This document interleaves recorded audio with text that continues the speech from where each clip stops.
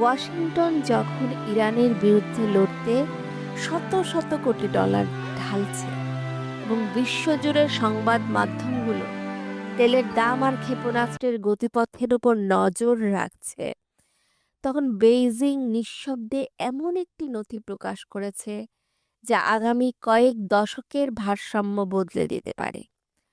গত 5 March national people's কংগ্রেসে উন্মোচিত চীনের 141 পৃষ্ঠার 15তম পঞ্চবার্ষিক পরিকল্পনাতে এমন এক উচ্চাভিলাষী কৌশলের কথা বলা হয়েছে যার লক্ষ্য হল আগামী প্রজন্মের অর্থনৈতিক ও সামরিক শক্তি নির্ধারণকারী প্রযুক্তি, কাঁচামাল ও শিল্প খাতগুলোকে নিজেদের দখলে নেওয়া। চীনের এই প্রযুক্তিগত উত্থানের মোকাবেলায় ওয়াশিংটনের প্রধান পদক্ষেপ ছিল 2022 সালে পাস হওয়া চিপস অ্যান্ড সায়েন্স অ্যাক্ট।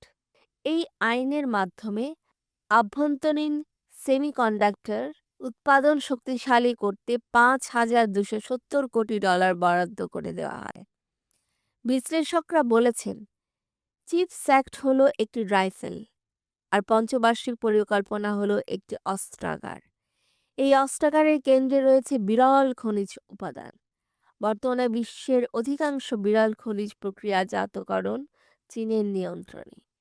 এই উপাদানগুলো ইলেকট্রিক গাড়ির থেকে শুরু করে ক্ষেপণাস্ত্র নিয়ন্ত্রণ ব্যবস্থা এবং অত্যাধুনিক রাডার তৈরির জন্য অপরিহার্য।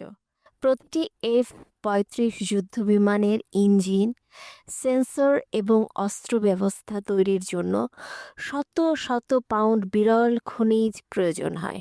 ক্ষেপণাস্ত্র, প্রতিরক্ষার ব্যাটারি এবং নির্ভুলভাবে লক্ষ্যভেদী গোলাবারুদও এই বিরল খনিজের ওপর নির্ভরশীল।